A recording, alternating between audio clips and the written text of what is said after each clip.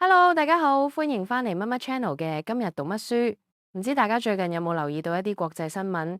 無論係美國大選嘅唇槍舌戰，定係地緣政治中各國領袖嘅爾虞我詐，甚至係我哋香港人每日都要面對嘅職場鬥爭，你可能會發現一個好奇怪嘅現象。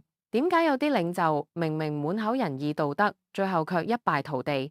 點解有啲人雖然名聲唔係咁好，但偏偏可以穩坐江山，甚至帶領團隊行得更遠？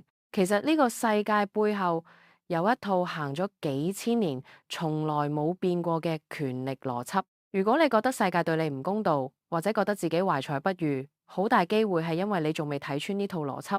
今日我想同大家介紹一本極之震撼，甚至可以話係黑暗智慧集大成嘅神作，由原央主編嘅《霸道東西方君主論》。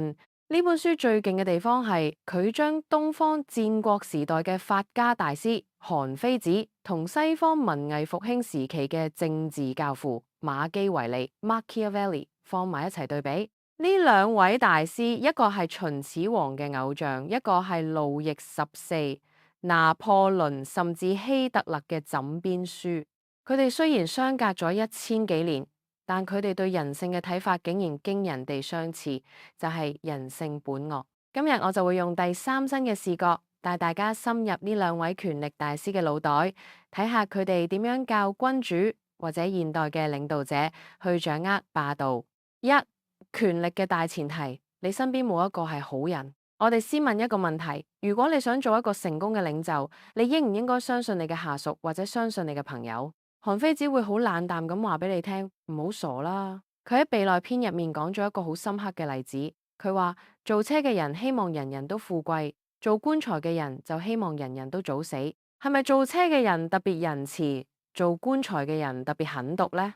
唔係喎，純粹係因為利害關係。人富貴先有錢買車，人死咗先要買棺材。所以韓非子得出一個好冷酷嘅結論：人與人之間，包括君臣甚至父子，本質上都係利害關係。佢甚至提醒君主，連你身邊最親嘅老婆同仔都要防，因為佢哋可能為咗奪權或者長遠利益而希望你早啲死。聽落係咪好恐怖？但如果你唔明呢點，你就冇辦法建立一套真正有用嘅法度。馬基維利喺1700年後嘅意大利亦都講過一模一樣嘅話。佢喺《君主論》第17章話：人係忘恩負義，容易變心，偽裝好人，見利忘義嘅。佢甚至講咗句好出名嘅話：人對於失去財產嘅痛苦，遠遠大過失去老豆嘅痛苦。既然人性係咁，咁領袖應該點做？係咪要一味靠仁義感化佢哋呢？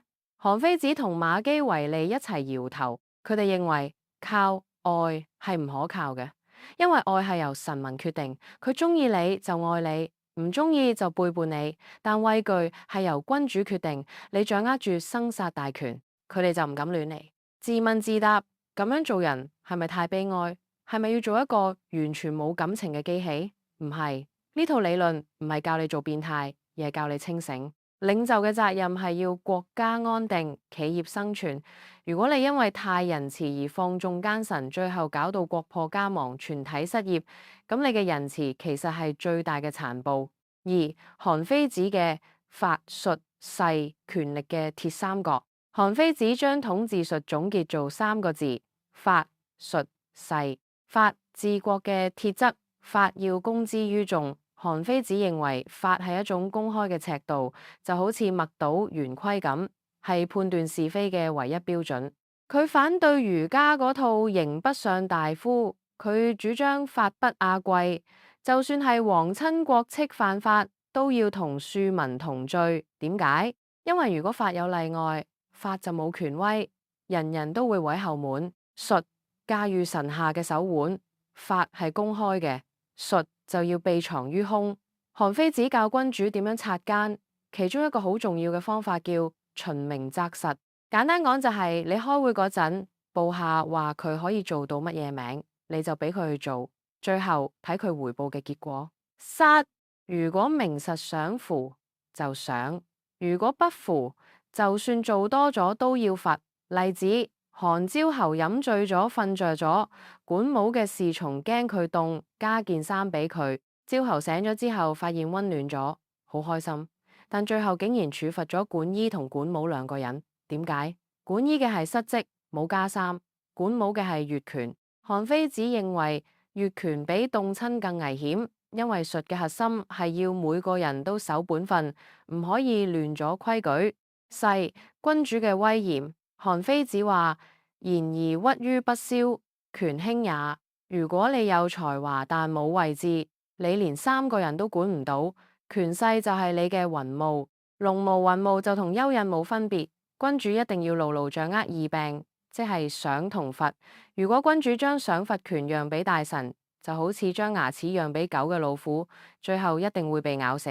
三、馬基維利嘅獅子同狐狸生存嘅藝術。馬基維利喺《君主論》第18章提出咗一個震驚世界嘅觀點：領袖要同時具備獸性。佢話君主必須要學狐狸同獅子。獅子雖然強壯，但唔識避開陷阱；狐狸雖然聰明，但唔識趕走豺狼。所以你要做一隻識避陷阱嘅狐狸，同埋嚇走豺狼嘅獅子。最受爭議嘅係馬基維利主張領袖唔需要守信。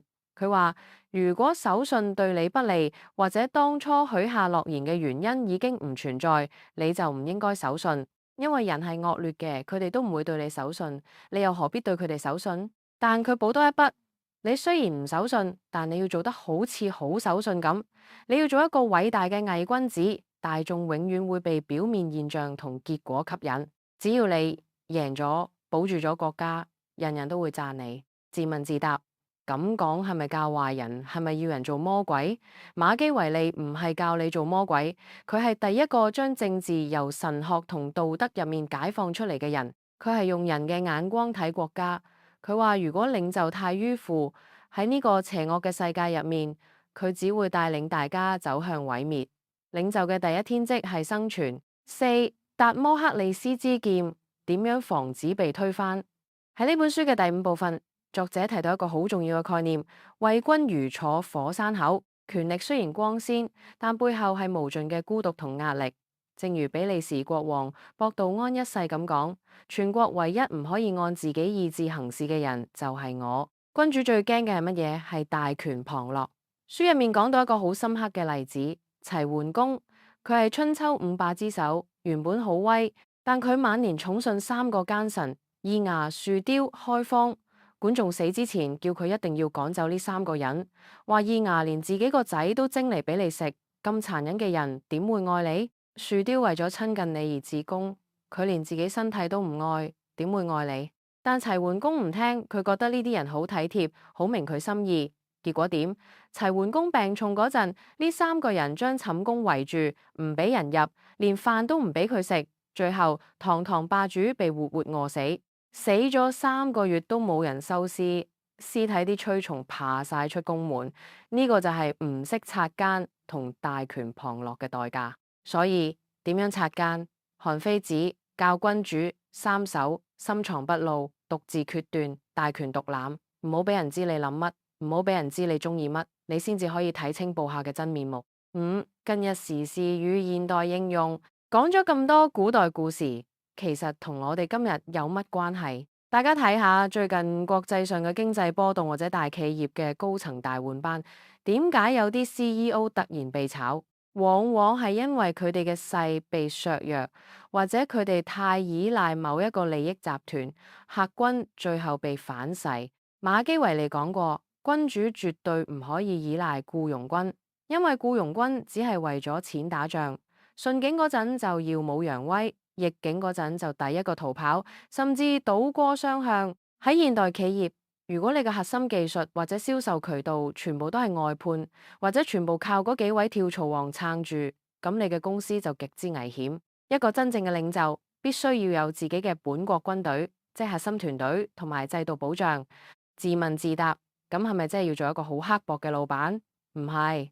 馬基維利同韓非子都強調，君主一定要同人民或者員工保持友好。如果你令到人民普遍憎恨你，咁任何堡壘都救你唔到。最好嘅統治方法係恩威並施，讓部下覺得跟住你有肉食，但同時又唔敢輕易挑戰你嘅權威。6、兩位大師嘅悲劇宿命。最後我哋要講呢2位大師嘅結局。韓非子雖然佢嘅理論幫秦國統治天下，但佢自己卻嚇死秦國。佢被佢嘅同學李斯妒忌，入獄，被逼飲毒藥自殺。佢雖然識得教君主點樣防奸，但佢自己卻逃唔過小人嘅陷害。馬基維利佢寫《君主論》原本係想討好梅迪奇家族，希望可以重返政壇，但梅迪奇家族根本唔重視佢。佢喺貧困同失意入面病死，死後幾百年。佢嘅名甚至變成了奸詐嘅代名詞。呢兩位大師雖然生前都唔得意，但佢哋留低嘅著作卻成了人類政治智慧嘅頂峰。點解？因為佢哋敢於撕開偽善嘅面具，將權力最赤裸、最真實嘅運作邏輯話俾世界聽。總結，睇完霸道東西方君主論，我哋唔係要學點樣去做一個壞人，而係要學點樣喺一個複雜嘅世界入面做一個有實力嘅好人。如果你只係一味講仁義，而冇手段、術同威嚴，你嘅仁義只會變成他人嘅踏腳石。真正嘅霸道係一種對人性嘅深度覺察，係一種對目標嘅堅韌追求，更加係一種保護自己、保護團隊嘅生存藝術。希望今日嘅分享可以幫到你喺人生嘅博弈場入面睇得更遠，行得更穩。如果你中意呢條片，記得 like、subscribe 同埋 share 俾你嗰啲成日被小人蝦嘅朋友。我哋下次見，拜拜。